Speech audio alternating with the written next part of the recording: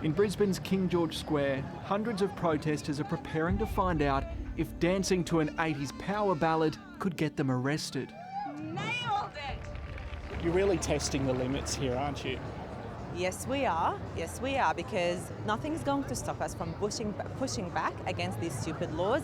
On March 5, the Queensland LNP government passed controversial hate speech laws. The phrases globalise the intifada and from the river to the sea made criminal if used in a way that could menace, harass or offend. The maximum penalty is 2 years jail. In recent weeks, John Farnham's Two Strong Hearts, which contains closely matching lyrics,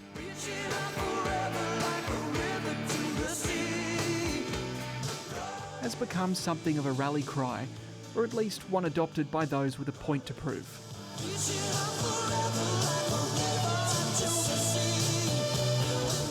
This is about the fourth time they've played the song right through. They've been dancing, they've been singing, but there haven't been any arrests. So these are 3 days of different actions with different focus each single day. Their jubilation wouldn't last. Shame on you! Saturday saw more pointed action, calling for the laws to be repealed. Several people were arrested, including anti-Zionist Jewish activist Edward Carroll, who spoke the banned words. Others for displaying them on shirts and signs. 72-year-old Jewish clinical psychologist Stephen Haight was charged with both displaying and reciting prohibited expressions. From the river to the sea! From the river to the sea! More citizens breached the legislative limits on Sunday. By the end of the weekend, 22 had been charged. A Queensland police spokesperson said they enforced the law as passed by Parliament, and it's inappropriate for us to comment further because those matters are before the courts.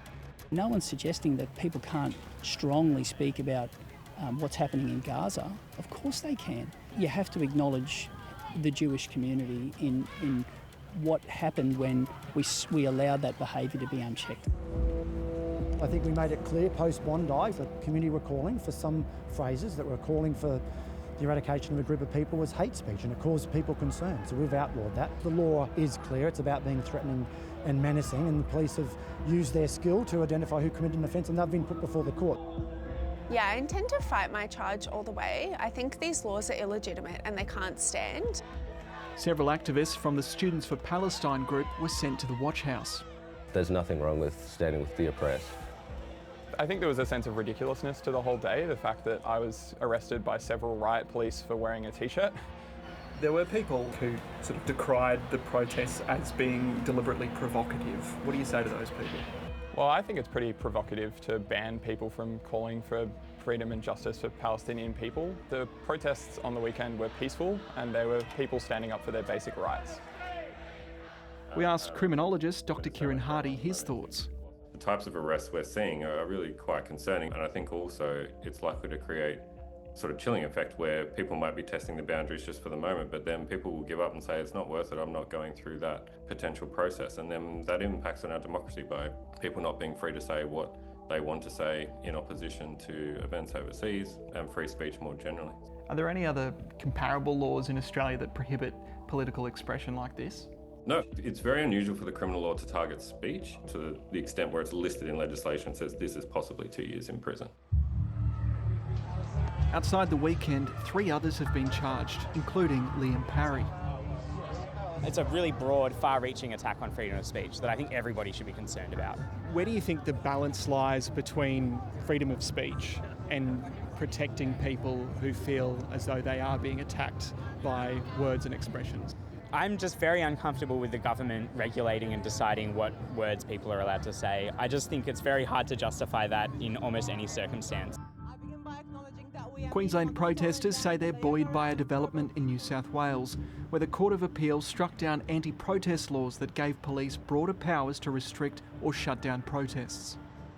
The state argued those laws were needed to maintain public order and prevent harm during heightened tensions.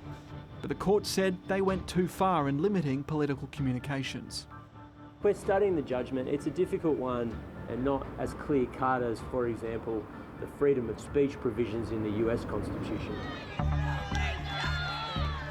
Queensland's Police Minister wouldn't be drawn on questions about a potential High Court challenge.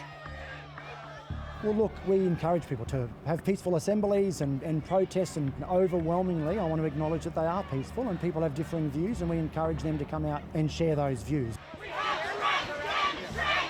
So if a challenge was successful, it might not be that we have no anti-speech law at all in Queensland. It would be that they would probably move back to the original version of that and then prescribe the same phrases under the Attorney General's power. So there are kind of legal ways around it. The people united! I'm going to keep fighting until these laws are off the books.